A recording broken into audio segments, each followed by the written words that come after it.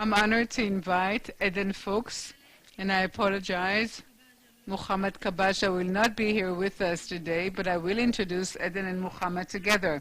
Muhammad is a Palestinian resident of Tarkumia near Hebron, and Eden Fuchs is an Israeli resident of Tel Aviv.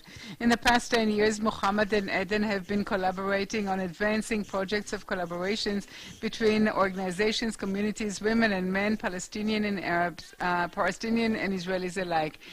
It is aiming to recognize the human traits, to learn together and advance common goals. Muhammad and Eden initiated the connection between Rahman and Nadi Nasswiya NGO and accompanied the cooperation between the two organizations and the women communities that are members of them. Eden will introduce to us their common activity in this project.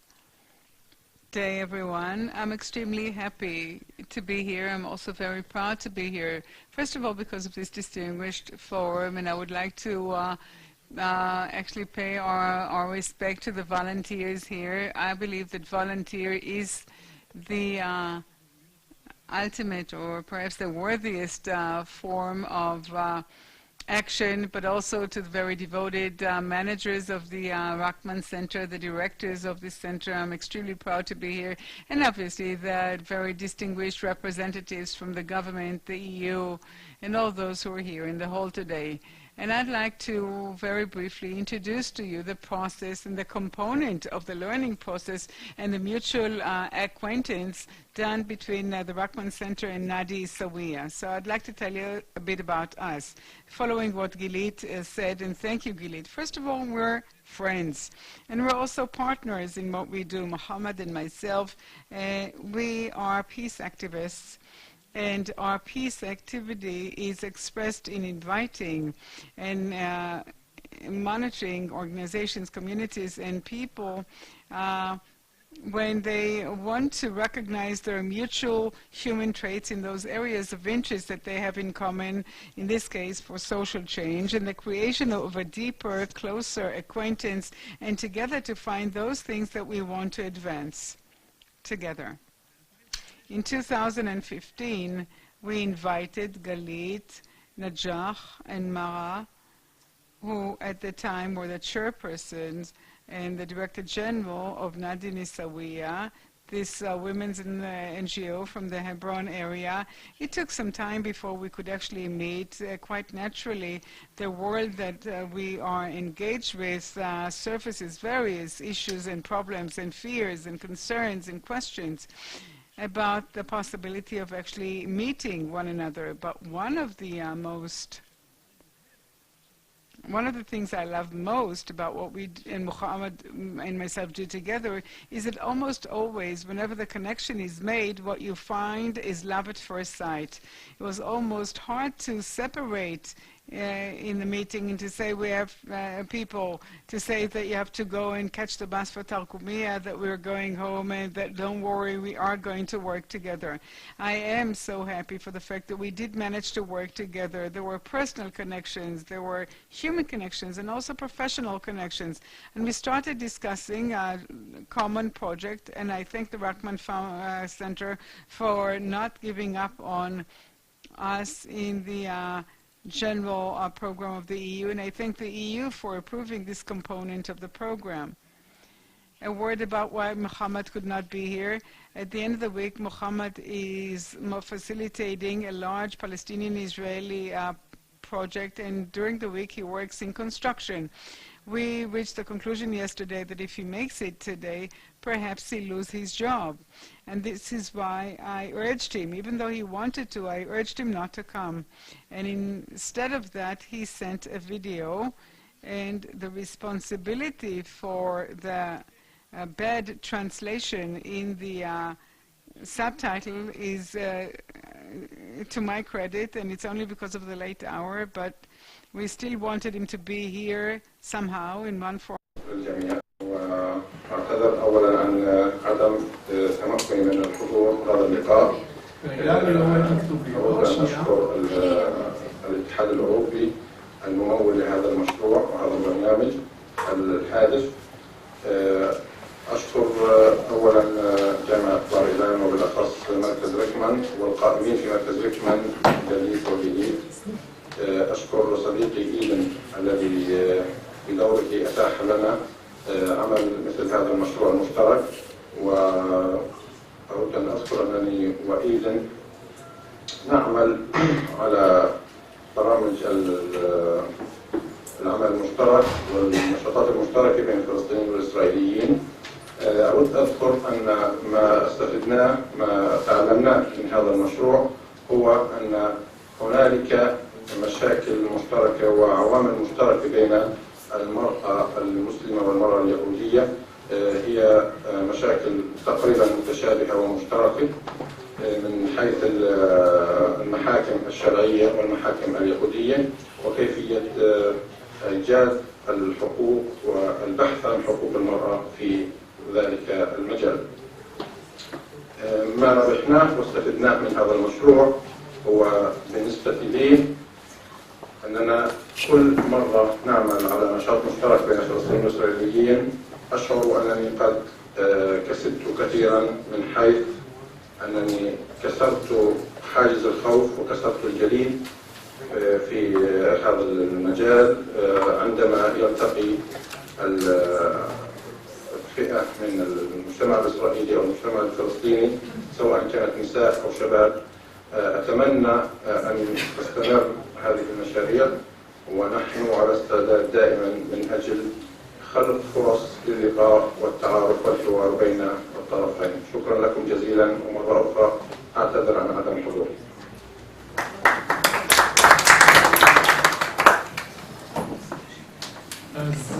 So, I would like, on my behalf and on behalf of Muhammad, to tell you a bit more about the project. I should get closer to the microphone. Thank you for asking. So first of all, I would like to say what I think, and I'm the last person.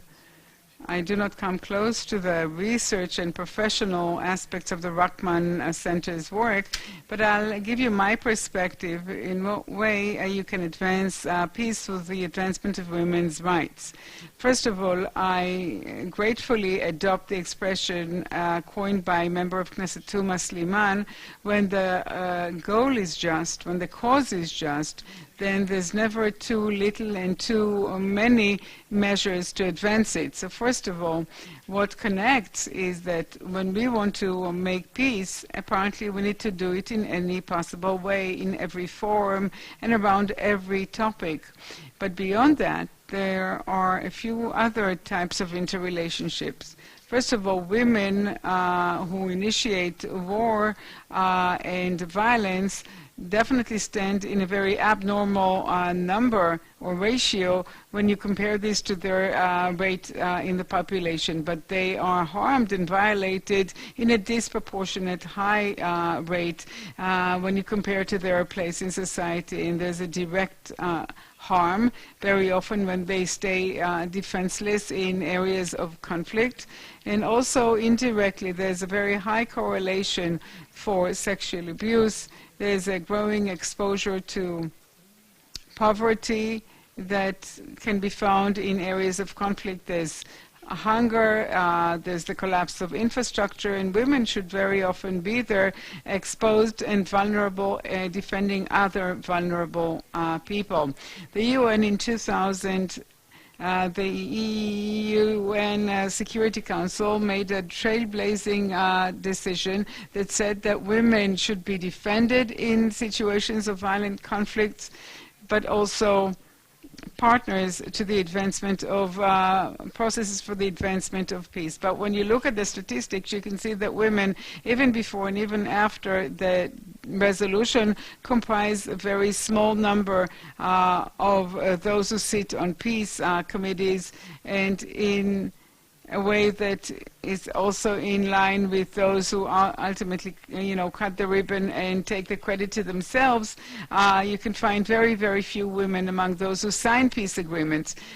But beyond that, and here I link with what was said here by member of Knesset Tuma Sliman and others, the way I see things, what we have here is a sequence that includes those violent conflicts between societies and countries, and it's on the very same sequence of discrimination, institutionalized, inherent discrimination toward women in human society, and all that is connected. And now I'll tell you a bit about the outline of this project.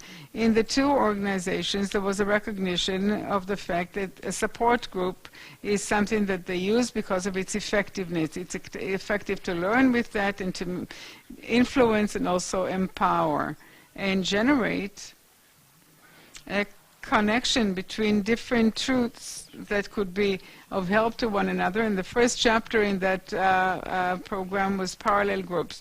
It was very difficult for various reasons to connect among groups of women themselves, but the assumptions the facilitators, Ella and Sujud, and you can see here Muhammad accompanying them on this connection process. They learn from one another how their organizations work, what are the methods that can be embraced and adopted, and they designed a coordinated plan, and they actually worked until the month of the Ramadan on parallel, and ultimately there was a meeting for joint learning that was held here, and it was very, very nice and highly informative concerning the differences and the similar and the different. And then at the end of 2016, we held a conference for shared learning. In 2017, not too long ago, we had a second one in its series. We presented various topics and we compared notes and impressions. I will again introduce you with some of the findings in a very non-professional way to give you a taste of what we've been through. In the groups, you can see that, and I'm sorry that I'm moving away from the microphone, we talked about the needs that people bring to the group, and you can see that Nadi Nasswiya, the Palestinian women, identified a lot more basic needs concerning the information about rights. Where can I go? And in the Israeli group, there was a need, a more identified need in emotional support, in the support given by way of empowerment, and there was a very tiny difference in the sense of actually attaining these goals, but the participants nonetheless gave a very high score, I believe, to the contribution of these groups to them, and you can see that also in the general satisfaction level. There were other questions that we asked. The shared satisfaction level, here the account is shared. It's a lot higher, and the vast majority said, I will definitely recommend that more women will participate. Now, with respect to the conferences, the question that was asked here, to what extent participating in conferences influenced my knowledge about strategies and modus operandi used for the advancement of status of women. There was a very positive feedback on that, and you can see that, but beyond that, when it comes to the personal value, the overall personal value, the answers were even more sweeping, and these stemmed from additional factors involved beyond the professional learning. How many of you met an Israeli or a Palestinian from the other side for a professional talk? And we can see that the vast majority, more prominently on the Palestinian side, has never met with an Israeli. And the question here is not, how many times, but if at all you met them. Yes, that's very true, and from this we get going. That's very true. To what extent this activity, these conferences, influenced my knowledge concerning the society, mostly with an emphasis on women in society, who on the other side, it was discussed in the formal and informal discussions. How does it look to be a woman on the other side? Because most of us do not know what it means, being anything else than us, especially a woman. And the last thing, and I chose to present it to you as the last feedback, if Nadi Nasswiya can learn from the Rachman Center, and the Rachman Center with Nadi Nasswiya, and I think that I needn't interpret this further, all the results that you're seeing before you.